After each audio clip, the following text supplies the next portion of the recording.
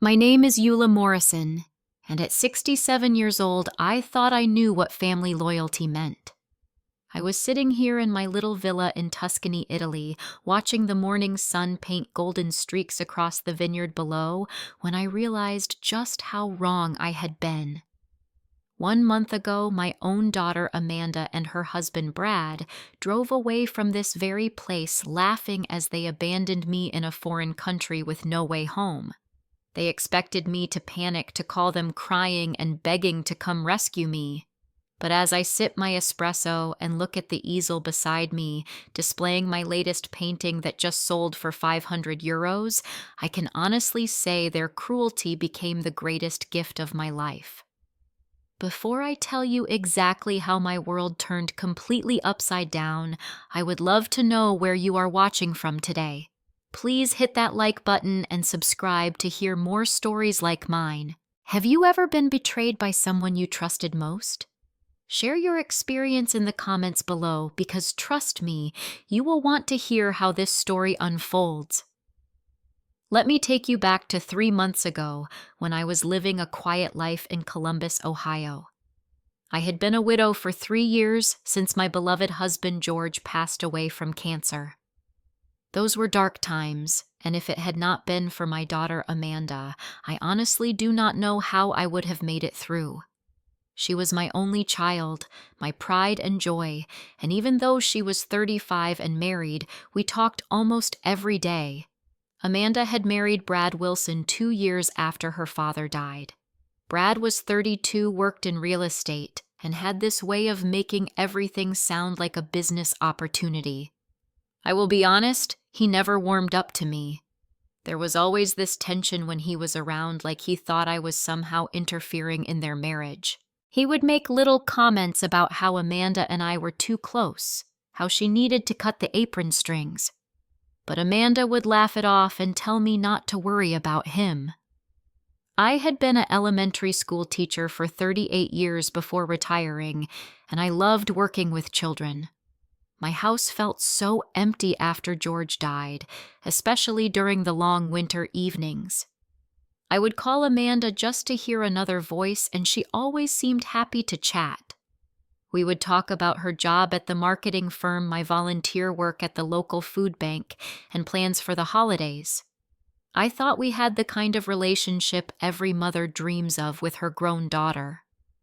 But something changed after she married Brad. The phone calls became shorter and less frequent. When I would suggest getting together for lunch or dinner, there was always some excuse about work or plans they had already made. Brad started making comments about how I should get out more, meet people my own age, maybe even start dating again. The idea was ridiculous to me. I had found my soulmate in George, and I was perfectly content with my quiet life and my memories. I started noticing other changes too. Amanda stopped asking my advice about things the way she used to. When I would offer to help with anything, she would say they had it handled. Brad would roll his eyes when I would share stories about her childhood or talk about George.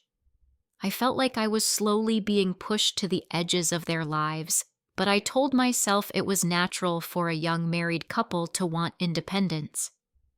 Then came the invitation that changed everything.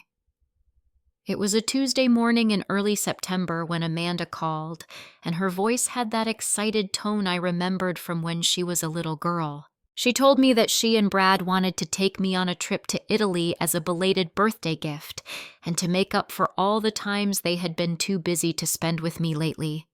She said they had been feeling terrible about neglecting me and wanted to do something special.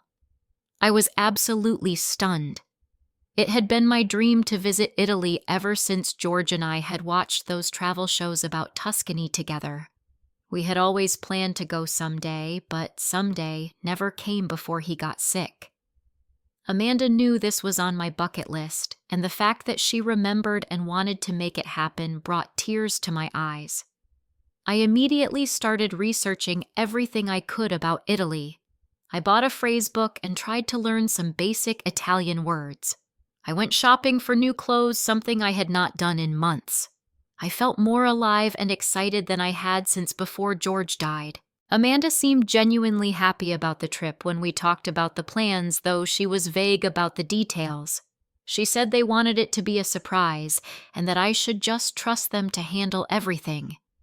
Looking back now, I realize how naive I was.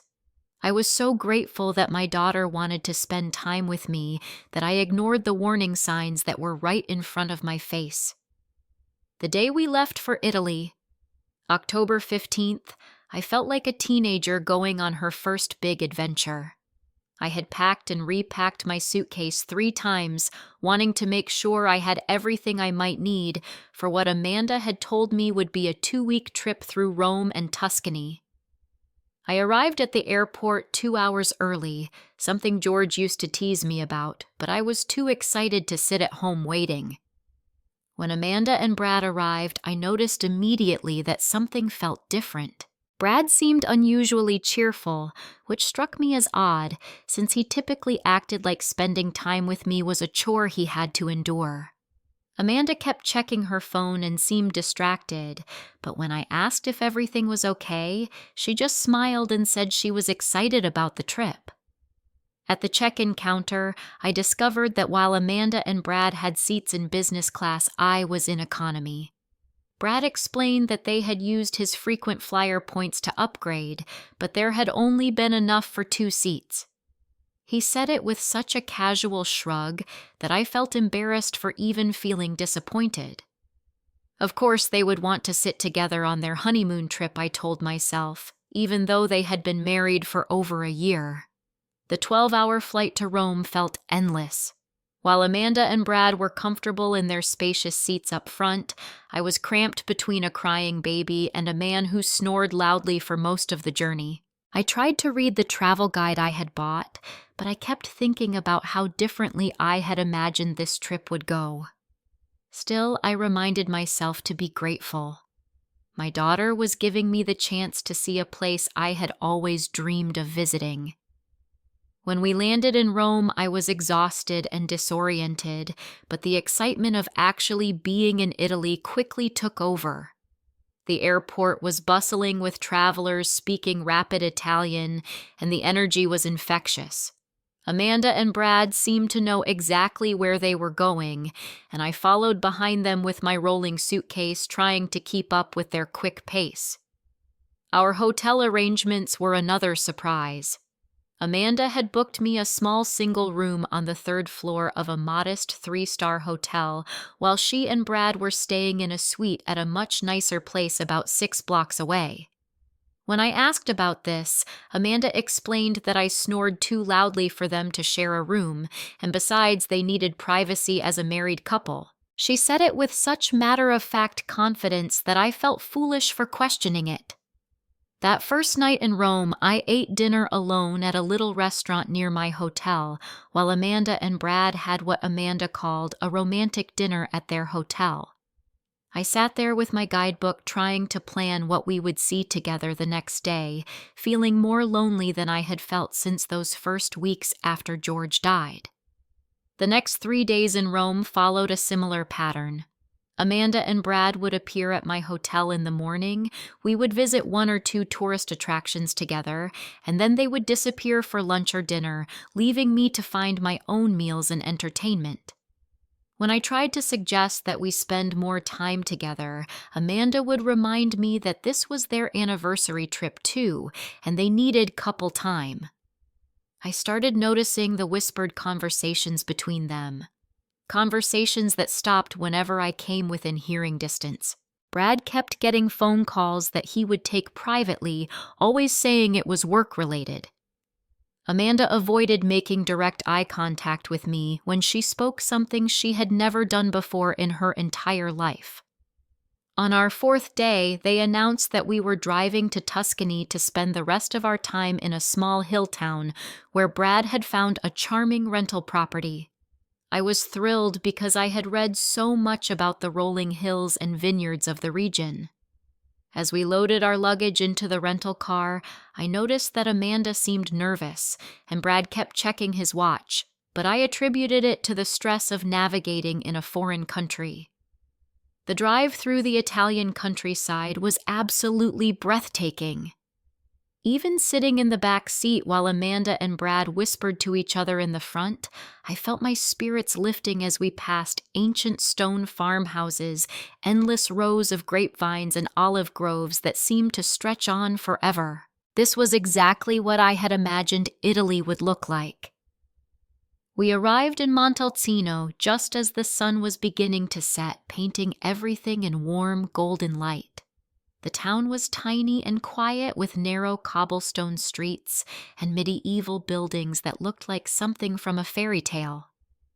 The villa Brad had rented was perfect, a small stone house with a red tile roof and a garden full of lavender and rosemary.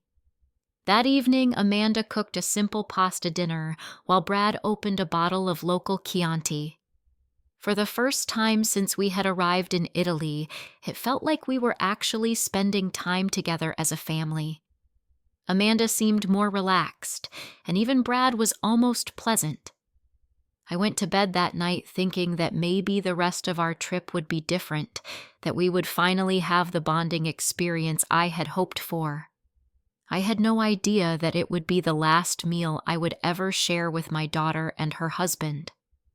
I woke up on October 20th to complete silence. Normally, I could hear Amanda moving around in the kitchen by 7 in the morning making coffee and checking her phone. But this morning, the villa felt eerily quiet. I got dressed and went downstairs expecting to find them having breakfast on the little patio overlooking the valley. Instead, I found an envelope with my name written on it in Amanda's handwriting sitting alone on the kitchen table. My hands were shaking as I opened it, somehow knowing that whatever was inside was going to change everything. The letter was 2 pages long, and with each word I read, I felt like someone was pouring ice water through my veins. Amanda wrote that she and Brad had decided they needed space from me, that my constant presence in their lives was putting strain on their marriage. She said that they had brought me to Italy not as a vacation, but as a way to help me learn independence. They had paid for the villa for 2 weeks, after which I would need to figure out my own way home. The letter went on to explain that this was for my own good, that I had become too dependent on Amanda since George died, and that it was time for me to stand on my own 2 feet. She wrote that she loved me, but that she could not continue to be responsible for my happiness and emotional well-being. Brad had apparently convinced her that cutting me off completely was the only way to save their marriage. The final paragraph was the cruelest of all. Amanda wrote that she hoped this experience would teach me to build my own life and stop relying on family for fulfillment. She said that when I returned to Ohio, things between us would need to be different. She would not be available for daily phone calls anymore, and visits would need to be scheduled well in advance. She signed it simply, "Love, Amanda." I ran outside, still in my pajamas and slippers, hoping to catch them before they left. But the rental car was already gone, and the only sound was the distant bleating of goats in the neighboring field. I stood there in the morning chill, holding that letter, trying to process what had just happened to my life. My first instinct was to call Amanda immediately and beg her to come back to tell her I would do whatever she wanted if she would just not abandon me here. But when I tried to use my phone, I realized that my international calling plan had somehow been canceled. I could receive calls and use data, but I could not make any calls outside of Italy. I went back inside and checked my email, hoping for some kind of follow-up message or apology. Instead, I found a confirmation that my return flight to Columbus had been canceled with no rebooking. Amanda had literally stranded me in a foreign country with no way home and no means of contacting her. I sat at that kitchen table for what felt like hours, reading the letter over and over again, trying to find some other explanation for what was happening. But there was no getting around the truth. My only child, the daughter I had raised and sacrificed for and loved unconditionally, had deliberately brought me to Italy just to abandon me here. The villa had enough food for maybe 3 days. I had approximately €300 in cash and $150 in my wallet. I had my passport, but without a return ticket, I was essentially trapped.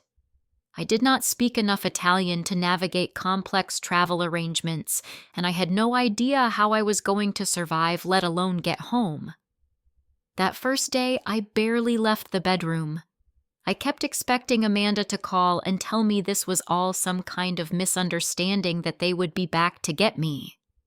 But my phone stayed silent except for a few spam emails and a notification from my bank about foreign transaction fees.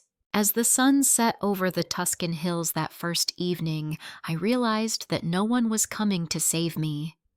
For the first time in my 67 years, I was completely on my own in a way I had never imagined possible.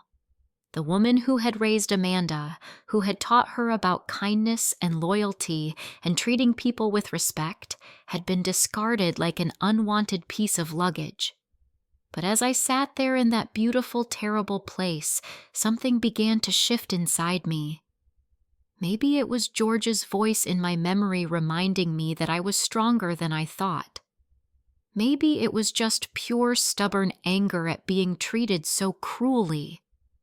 But I made a decision that night that would change the rest of my life. I was not going to call Amanda crying and begging.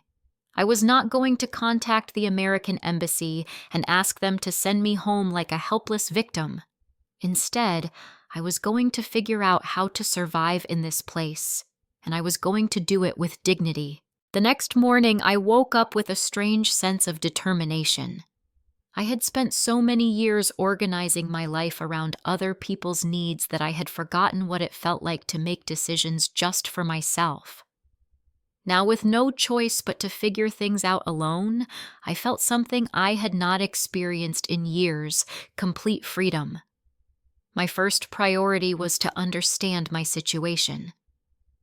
I walked into the village center, which was only about a 10-minute stroll from the villa. Montalcino was even smaller than it had appeared the day before, with maybe 2,000 residents and a handful of shops and restaurants clustered around a central piazza. Most of the businesses were family-owned, and many of the shopkeepers were elderly Italians who had probably lived here their entire lives. At the local bakery, I met Maria Fontana, a woman in her 60s who spoke enough English to have basic conversations with tourists. When I tried to buy a loaf of bread and a few pastries, she immediately noticed that I seemed upset and asked if I was all right. Something about her kind, weathered face made me want to tell her everything. In my broken Italian mixed with English, I explained that my family had left me here and that I was trying to figure out what to do next. Maria's expression changed from curiosity to outrage as she understood what had happened. She called her son Marco over from behind the counter and rapidly explained the situation in Italian. Marco, who was probably in his 30s and had studied English in school, was equally appalled. Maria insisted that I sit down while she made me an espresso and a fresh cornetto. She told me that in Italy, family was everything, and what Amanda and Brad had done was unthinkable. But she also said that Montalcino was a place where people took care of each other, and that I should not worry about being alone here. She introduced me to Pietro Rossi, a retired tour guide who happened to be in the bakery that morning. Pietro was 72 years old and had spent 20 years leading English-speaking tourists through Tuscany before retiring when his wife died 5 years earlier. He had the kind of gentle, intelligent eyes that reminded me of George, and when Maria explained my situation, he immediately offered to help. Pietro walked me to the local post office and helped me figure out how to use the internet there to research flights back to the United States. What we discovered was sobering. A last-minute ticket from Rome to Columbus would cost over $2,000, money I simply did not have. Pietro suggested that I contact the American consulate in Rome, but when we called, they told me that they could help me apply for an emergency loan, but the process could take several weeks. As we sat in the post office, Pietro asked me a question that no one had asked me in years. What did I actually want to do? Not what I thought I should do or what would make other people happy, but what I truly wanted for myself. I realized that I had not thought about my own desires in so long that I had almost forgotten how to access them. That afternoon, Pietro took me on a walking tour of the area around Montalcino. The landscape was absolutely stunning, with rolling hills covered in vineyards and olive groves, medieval stone buildings perched on hilltops, and a quality of light that seemed to make everything glow.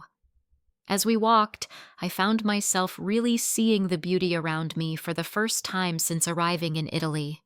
At one point, we stopped at an overlook where you could see for miles across the valley. Pietro mentioned that many artists came to this region because of the incredible light and scenery. Almost without thinking, I mentioned that I had studied art in college, but had given it up when I got married and started teaching. I had not picked up a paintbrush in over 40 years. Pietro's face lit up when I said this. He told me that there was a small community of artists in Montalcino, both local Italians and expats from other countries who had come here to pursue their art. He suggested that maybe instead of rushing home to Ohio, I could use this time to rediscover something I had lost long ago. That evening back at the villa, I did something I had not done since I was 20 years old. I made a list of things I wanted to try, not things I thought I should do or things that would please other people, but things that genuinely interested me. Learning to paint again was at the top of the list, followed by improving my Italian learning to cook regional specialties and exploring more of Tuscany. For the first time since reading Amanda's letter, I felt something other than hurt and anger. I felt curious about what might be possible if I stopped thinking of this as a disaster and started thinking of it as an opportunity. By the end of my second week in Montalcino, I had established a routine that felt more natural than anything I had done in years. I would wake up early, walk to Maria's bakery for coffee and a pastry practice my Italian with whoever was around, and then spend the morning exploring different parts of the countryside with my small sketch pad. Pietro had taken me to a little art supply shop in the neighboring town of San Chirico, where I bought basic watercolor paints, brushes, and paper. The elderly shop owner, Francesco Benedetti, turned out to be not just a supplier, but also an art dealer who ran a small gallery featuring local artists. When he learned about my situation, he invited me to bring him anything I painted that I thought was worth showing. My first attempts at painting were terrible. My hands had forgotten how to hold a brush properly, and my sense of color and composition was rusty from decades of neglect. But there was something deeply satisfying about sitting in the Tuscan countryside, trying to capture the way morning light fell across a hillside vineyard or the intricate stonework of a medieval church tower. Isabella Wagner, a German artist who had been living in Montalcino for 10 years, became my informal teacher. She was in her 50s and had moved to Italy after a difficult divorce, using art as a way to rebuild her life. Every Saturday, a small group of local artists would meet in the piazza to paint together, and Isabella invited me to join them. The group included Marco from the bakery, who created beautiful pottery when he was not helping his mother, Elena, an Italian woman in her 40s who painted portraits, and Giuseppe, an elderly man who had been documenting the changing landscape of Tuscany for 30 years. They welcomed me with the kind of warmth I had not experienced since George was alive. As my Italian improved and my painting skills slowly returned, I began to understand something important about the life I had been living in Ohio. For years, I had defined myself entirely through my relationships with other people: George's wife, Amanda's mother, a teacher responsible for other people's children. I had forgotten that I was also Eula, a person with her own interests, talents, and dreams. My third week in Italy brought an unexpected surprise. Francesco stopped by the villa to look at the small collection of paintings I had completed. I was embarrassed to show them to him, sure that they would be obviously amateur compared to the work of real artists. But Francesco studied each one carefully, asking questions about my techniques and the locations where I had painted them. To my absolute amazement, he asked if he could display 3 of my paintings in his gallery as part of a small show featuring new artists in the community. He said that tourists often looked for authentic representations of the Tuscan landscape, and that my perspective as an American seeing this place for the first time might appeal to other travelers. I almost said no. The idea of strangers looking at my work and judging it felt terrifying. But then I remembered something George used to say about taking chances when opportunities presented themselves. I agreed to let Francesco show the paintings, though I was convinced that no one would be interested in buying them. The opening reception for the show was on a Thursday evening in early November. I had been in Italy for almost 3 weeks at that point, and I felt more nervous than I had since arriving. What if people laughed at my work? What if it was obvious that I had no business calling myself an artist?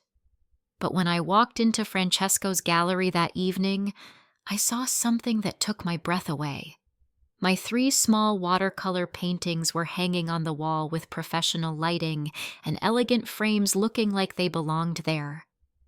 Pietro, Maria, Marco, Isabella, and several other people I had met in town were there to support me, treating the evening like a celebration. Within an hour, all 3 paintings had sold to different tourists visiting from England and Germany.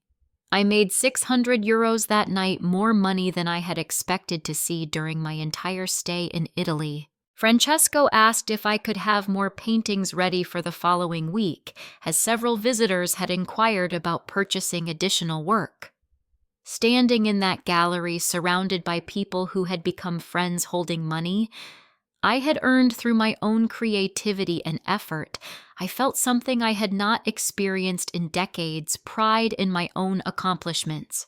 Not pride in being a good wife or mother or teacher, but pride in what I had created with my own hands and vision. That night I called Amanda for the first time since she had abandoned me. When she answered the phone, her voice was tense and worried. She had obviously been expecting this call for weeks, probably assuming I would be calling to berate her or beg her to send money for a ticket home. Instead, I told her calmly that I was fine and that I had decided to stay in Italy for a while longer. I could hear the shock in her voice as I described my new life, the friends I had made, the art I was creating, the sense of purpose I had rediscovered. When she offered to wire me money or book me a flight home immediately, I politely declined. Before hanging up, I told Amanda that I hoped she and Brad were happy with the choice they had made, and that I would contact her again when I was ready. For the first time in our relationship, I was the one setting the boundaries. November in Tuscany turned out to be the most productive and fulfilling month I had experienced in years. With the tourist season winding down, the region became quieter and more intimate. The changing light as autumn progressed offered new inspiration for my painting, and I found myself working with an intensity I had not felt since I was young.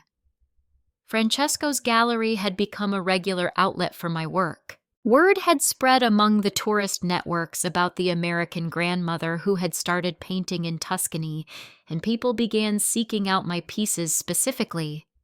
I was averaging about €800 per week in sales, enough to cover my living expenses and still save money. Pietro helped me negotiate a long-term rental agreement for the villa. The owners, an elderly Italian couple who lived in Rome, were delighted to have a responsible tenant for the winter months when tourist rentals were scarce. The monthly rent was less than half of what I had been paying for my house in Ohio and included utilities and maintenance of the garden. My Italian had improved dramatically through daily conversations with Maria, Pietro, Isabella, and the other locals who had become part of my life. I was dreaming in Italian some nights, and I could handle complex discussions about art, current events, and personal topics without constantly reaching for my phrase book. But the most significant change was in how I felt about myself. The woman who had lived in Ohio, organizing her entire existence around other people's needs and schedules, felt like someone I had known long ago. This new version of myself woke up each morning excited about the day ahead, eager to see what I might discover or create. I had started teaching informal watercolor classes for tourists who wanted to try painting during their visits to Montalcino. Pietro helped me advertise the sessions, and within a few weeks, I had a steady stream of students from different countries. Teaching art turned out to be completely different from teaching elementary school. Instead of managing behavior and following curriculum standards, I was helping people access their own creativity and see the world around them in new ways. One morning in late November, I was in Francesco's gallery helping him prepare for a larger exhibition when a familiar voice behind me said, "Excuse me, are you the American artist everyone is talking about?" I turned around and found myself face to face with Amanda and Brad. They had clearly been searching for me and had finally tracked me down through the gallery. Amanda looked tired and stressed, and Brad appeared uncomfortable, constantly checking his phone and avoiding eye contact with me. My first instinct was the old familiar pattern of worry and accommodation. Were they okay? Had something terrible happened? Did they need me to drop everything and help them with some crisis? But then I remembered the letter Amanda had left on the kitchen table 6 weeks earlier, and I felt my spine straighten. "Hello, Amanda," I said calmly. "This is a surprise." Amanda rushed toward me with tears in her eyes, clearly expecting an emotional reunion, but I did not move toward her or open my arms for a hug. I stood quietly waiting to hear what she had come to say. She launched into a rapid speech about how worried she had been, how she had expected me to come home after 2 weeks, how she had been checking my credit card statements and saw that I was still spending money in Italy. She said that she and Brad had decided to come get me because they were concerned about my welfare. Brad finally spoke up, saying that this whole situation had gone on long enough and that it was time for me to stop being stubborn and come home where I belonged.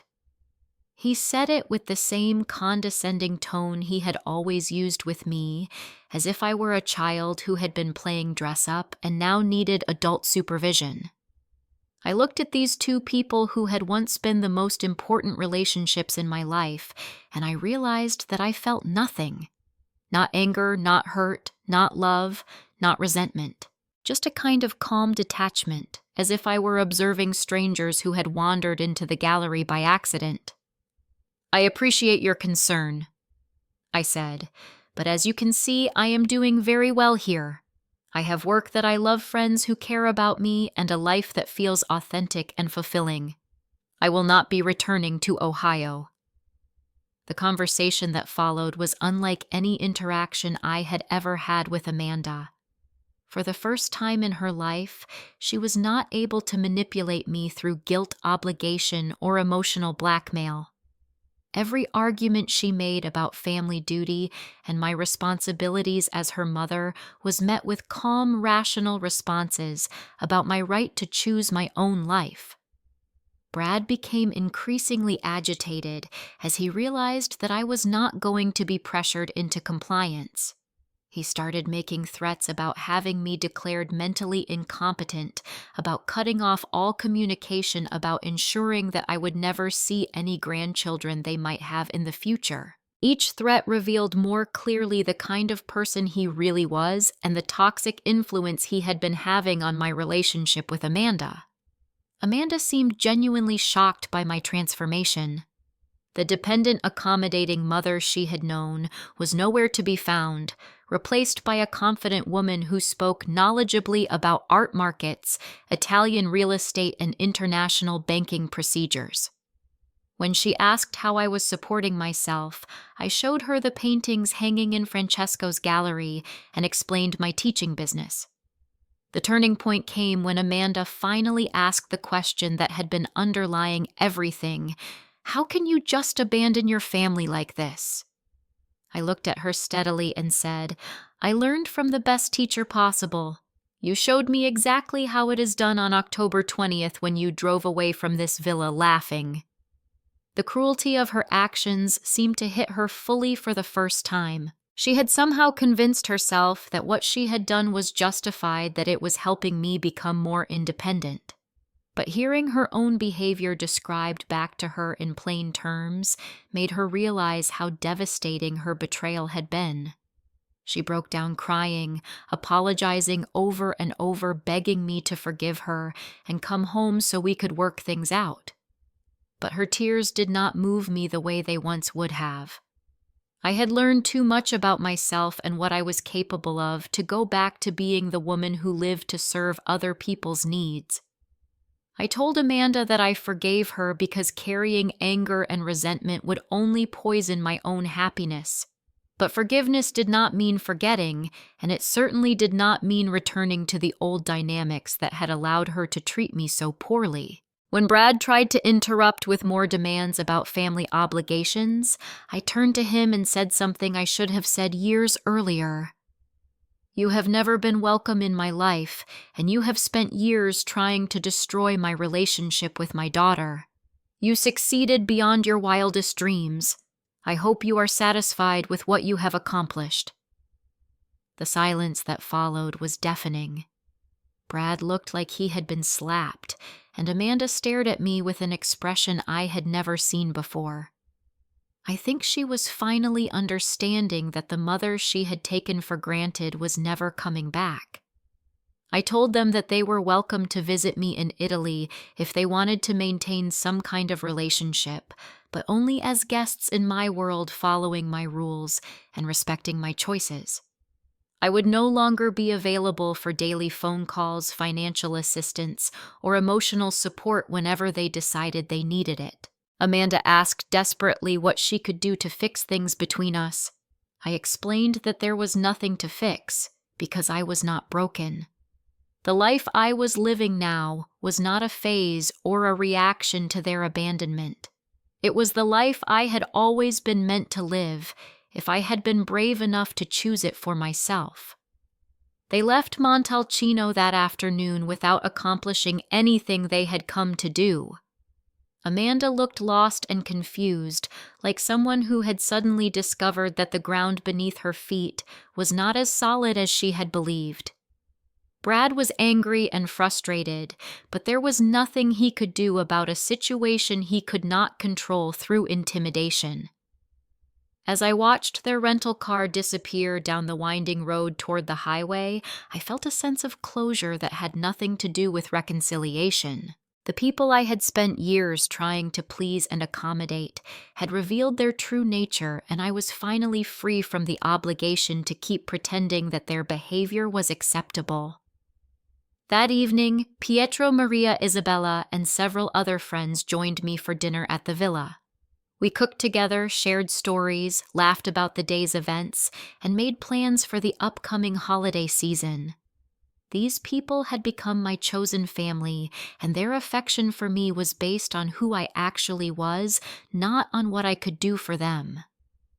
As we sat on the terrace after dinner watching the stars appear over the Tuscan hills, I realized that the scared, lonely woman who had been abandoned here 2 months ago no longer existed. In her place was someone I was proud to be independent, creative, confident, and free. The greatest gift Amanda and Brad had given me was the chance to discover that I did not need them or anyone else to make my life meaningful. Sometimes the worst thing that happens to you turns out to be the best thing that could have happened if you are brave enough to see it that way. Today, I sit here with my morning espresso, looking out at the vineyard I have painted dozens of times from every angle and in every season. My little gallery in the village center is thriving, and I have a waiting list of students for my painting workshops. The woman I was in Ohio feels like a character from someone else's story, someone I once knew but could never be again. I do not know if Amanda will ever understand the lesson I learned here about self-respect and authentic living. But I know this much: sometimes being abandoned is just another word for being set free. And sometimes the people who hurt us the most end up giving us exactly what we needed to become who we were always meant to be. Have you ever had a moment when something terrible turned out to be a blessing in disguise? Share your story in the comments below, because I would love to hear how you overcame betrayal and found your own strength. If this story touched your heart, please give it a like and share it with someone who might need to hear that it is never too late to start over. Subscribe for more stories about finding courage in the most unexpected places. Thank you for listening to my journey, and remember that your greatest adventure might be waiting on the other side of your worst day. Until next time, keep believing in yourself and never let anyone else define your worth.